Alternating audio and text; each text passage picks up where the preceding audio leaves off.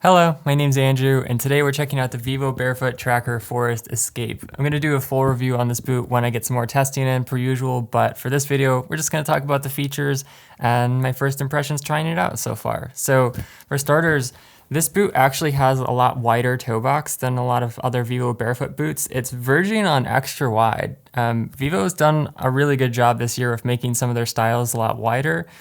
And this boot is made with 100% leather for the upper. It's wild hide leather, and it's actually pretty stretchy, which is something I like because if you do have an extra wide foot and Vivo Barefoot's not worked for you in the past, the shoe actually, and even the bottom, which we'll talk about too, is pretty flexible.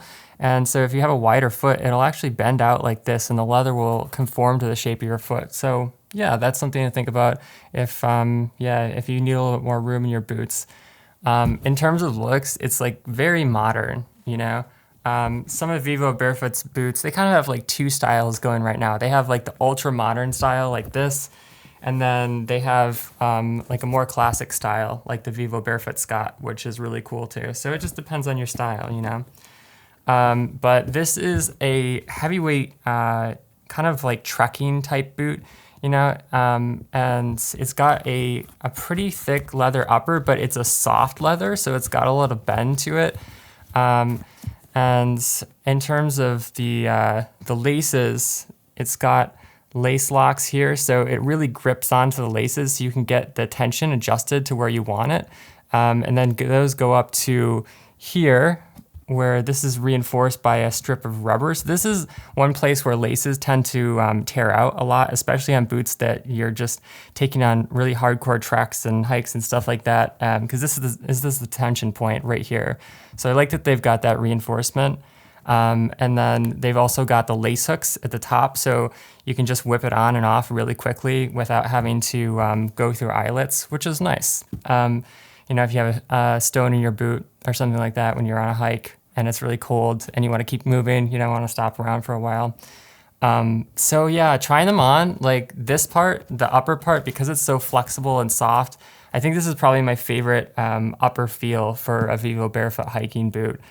The Scott has also a pretty flexible upper, but it's a little bit more structured. You can see like when I press on it, it doesn't quite bend as much, and you know, it'll get more flexible over time like leather does. But with the Tracker, like it's just such a soft leather that it feels really comfortable. But then it's a really sturdy boot overall. On the inside, you can see on the tongue here and deeper into the boot, although it's a little dark, so it may not quite. There you go. You can see a little bit of it in there. You've got this perforated material. So this is really great if you're using this for hotter hikes. Because it's got leather, it's actually really warm, and you know, you can stack up layers of socks in here because there's more room, but you also get a lot of breathability. So unlike boots that have like a merino wool lining that you can really only use them in winter, like you can use the Tracker Escape pretty much all year long for any kind of like hiking adventure stuff you're doing. So I've worn it, I've been down to 25 degrees so far in this boot, and I think I've worn it up to about 45 degrees so far. So it's like midwinter right now. But yeah, the breathability was definitely better than some of my insulated boots, you know, like going to the grocery store, my feet didn't get hot. But yeah, pull tab on the back, a lot of space to easily get your finger in there, which I like. A lot of shoe brands have these like dinky little pull tabs that you can't grab, so I always appreciate a good one. It's a small detail, but it's just, yeah, I don't know, something that I like to have. There's just some really cool design features on this. Like you've got, it almost looks like a topographical map, or it could be kind of water, but you know, it's just something to make the boot look unique. It's always fun to have like these little design features that you go to put the boot on and it's like crappy outside, or you're going on a really hard hike and, you know, just like perks you up. You're like, oh, that's sweet. Just, you know, it's something different that I like. In terms of the sole, it's got a beefy 9.5 millimeter sole, but the magic of this sole is that the lugs are really deep. So actually the sole itself is very flexible. Like, look at that. For a 9.5 millimeter shoe, like it's got a ton of flex to it. And even, you know, you can almost like roll it in half. And then diagonally as well. It's got a ton of flex. So it feels really natural for such a thick-soled boot. And you kind of need that thick sole for going on harder backpacking or trekking type adventures, because you're going to be going on thick rock and it's going to be beating the living tar out of your sole. So if you have something thin like the Scott boot, like this, you know, like this type of 4mm sole, it feels great. Like, don't get me wrong, but it's not going to work. It is not going to hold up on thicker rocks. So the Escape actually has a Michelin sole, and this is something new that Vivo Barefoot's been doing in the past few years. I think this is kind of their answer to like a Vibram sole. Do I have my V-Trek here? No, I don't have it. But if you've tried Barefoot shoes before, then you probably know about Vibram. They have the toe shoes, and they're kind of famous for their rubber. But Michelin also makes a really good rubber. I've seen them used on like running shoes when I was working as a running salesman, and people really seem to like it because, kind of like Vibram, it's really tough, but then it's also like it's got a bit of flex to it.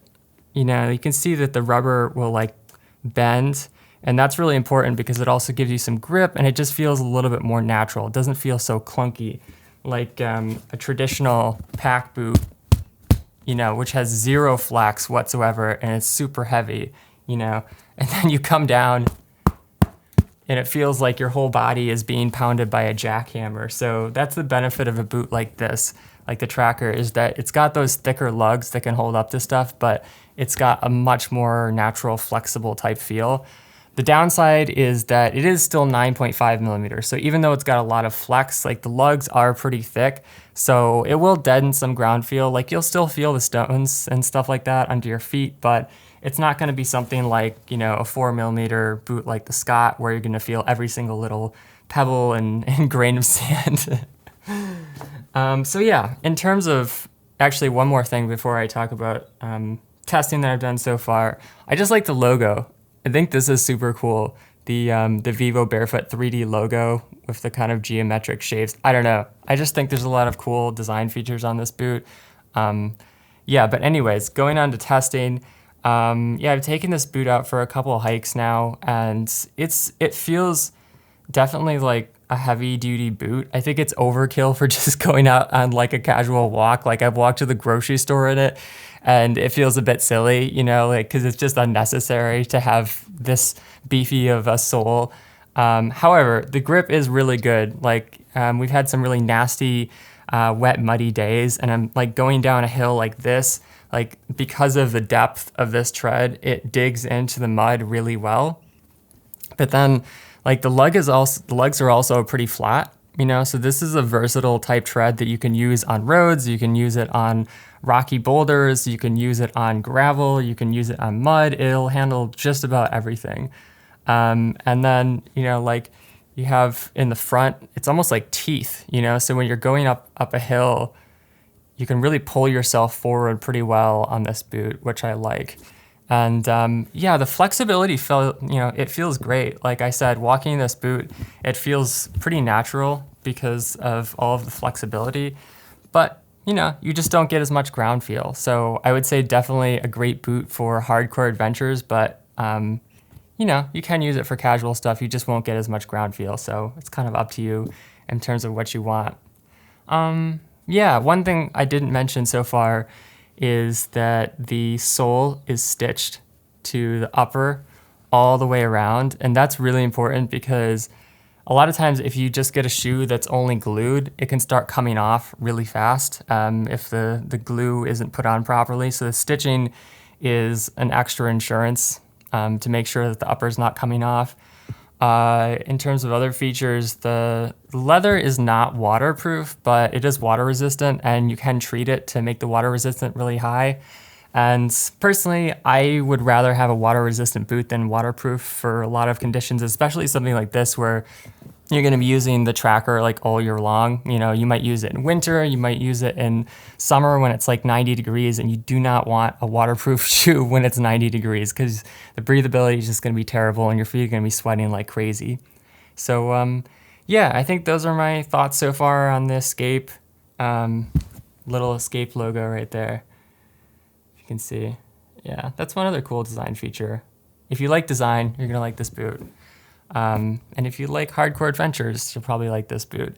But if you're someone who's looking for maximum ground feel, there are definitely other options that you can explore that might have slightly thinner lugs, but you'll get maybe slightly less durability. So pros and cons, but yeah, I'm gonna do a full review on this boot with fancy footage and everything like I usually do, probably within the next week or so you can look out for that. But in the meantime, if you have a question about the tracker, Forest Escape, then just let me know in the comments, and catch you next time. Peace.